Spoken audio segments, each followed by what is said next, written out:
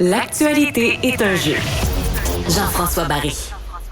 Alexandre Morin-Ville-Ouellette est avec nous. Bonjour, Alexandre. Hey, c'est tellement le fun d'être en studio ensemble, Jean-François. Ben oui, c'est rare quand même. On a fait ça un peu cet été. Oui, mais surtout à distance, ma foi. Et je savais pas que tu t'intéressais au monde animal. Ah, moi, je suis le petit gars qui avait trop de livres, ces animaux, quand il était jeune, là, qui allait tous les louer à la bibliothèque. Là. Puis tu sais, je suis vraiment un petit gars. Tu sais, moi, je vais au zoo, je vais à l'aquarium. Là. Puis toi, tu lis.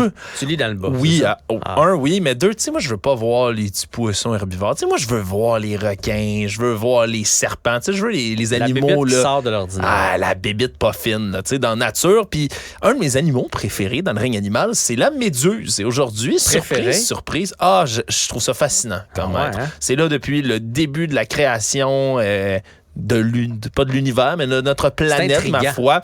Ça a des centaines de millions d'années d'histoire, d'existence. Puis je suis très fan, on dirait, tu sais, de ces animaux qui ne changent jamais dans l'évolution parce que leur recette est comme parfaite. Et les méduses rentrent là-dedans. Et c'est aujourd'hui qu'une étude est publiée à l'université de Kiel, en Allemagne, sur une des méduses, Tripedalia cystophora, qui est plus connue sous le nom de méduse des Caraïbes, un type de cuboméduse. C'est-tu celle dans Nemo ou c'est une autre? Ah non, on est loin quand même de celle dans Nemo. Les cuboméduses, famille de méduses qui est considérée comme habituellement très venimeuse, très toxique également, mais c'est pas tant que ça à son venin qu'on s'intéresse cette fois-ci, c'est plutôt à sa manière de réfléchir. Parce que les méduses n'ont pas de cerveau. Hein? C'est bien spécial, c'est des animaux qui se laissent dériver au fil du courant, qui ont quand même des cellules, des neurones à l'intérieur de leur espèce de coupole, si tu veux, le petit chapeau, le corps de la méduse. Mais c'est quoi, ils ont comme des réflexes? Parce que je veux dire, ça sait quoi faire pareil, il y a une méduse. Ben exact, puis c'est ce que l'étude a été capable de démontrer cette fois-ci, c'est que cette méduse-là, en tant que telle, est capable d'apprendre. Puis quelque chose qu'on pensait qui n'était pas normal pour elle. Oui, ils ont des réflexes, oui, ils sont capables de réagir à certaines situations, mais d'apprendre, d'emmagasiner une expérience pour pas la répéter plus tard, on pensait pas que cette famille d'animaux-là pouvait faire ça, et pourtant, on a été trompés. Mais s'ils n'ont pas de cerveau, ils le font avec quoi? Parce que je connais du monde dans la vie, des fois, qu'on fait, hey, on dirait que t'as pas de cerveau.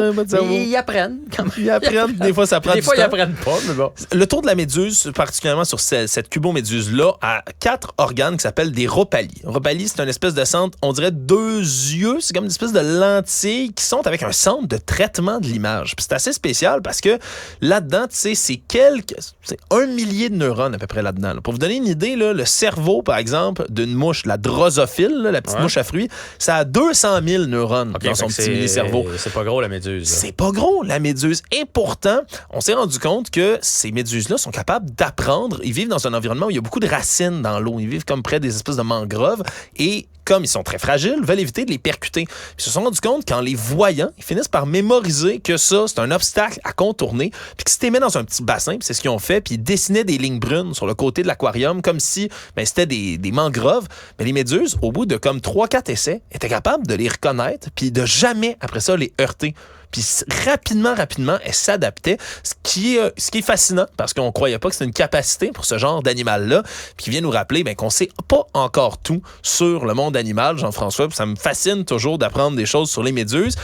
Mais qu'est-ce qui compute l'information s'ils n'ont pas de cerveau? C'est ces petits neurones, c'est ces centres d'information, mais après ça, comment elle emmagasine tout ça, c'est pas encore très clair. Mais le résultat est là, puis on a pu le reproduire comme ça en laboratoire, donc c'est toujours intéressant. Et pour le petit détail morbide en finissant, Jean-François, parce que... Tu vas pas finir le show sur une note morbide. Ah, ça va être sur une note morbide, puis pour donner des frayeurs à tous ceux qui pensaient aller se baigner en Australie bientôt, un des types de cuboméduse, c'est la cuboméduse australienne, aussi appelée la guêpe de mer ou le nom très joli de main de la mort. Okay? La méduse la plus venimeuse du monde, c'est pas celle dont on parle en ce moment, mais celle d'Australie, c'est quelque chose. Merci. Ça peut devenir gros comme une pastèque, à peu près un gros melon d'eau, si on veut. Ça a une 60aine de tentacules de 4 mètres de long.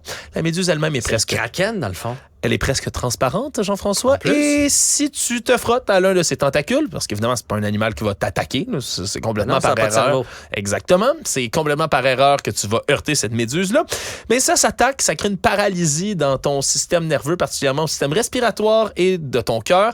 Mais surtout, même si un antivenin existe, faut que tu te le fasses donner super vite parce que tu peux mourir en quelques minutes seulement, même un adulte qui reçoit de ce venin-là. Mais semble-t-il que la douleur est si insupportable que la plupart des patients vont juste perdre connaissance tellement ça fait mal d'avoir ce venin-là dans ton corps. Donc, tu perds connaissance dans l'eau en nageant, puis tu meurs noyé sans avoir ton anti-venin. Donc, tous ceux qui pensaient aller se baigner en Australie, faites attention, ces animaux sont magnifiques, mais dangereux. Ouais, je vais continuer à me baigner ici, dans ma piscine. Ben oui, dans le lac.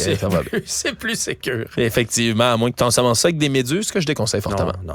Merci Alexandre. Salut Jean-François. Merci à toute l'équipe de recherche et l'équipe de réalisation. Merci à vous d'avoir été là. C'est ce qui complète cet épisode de Cube.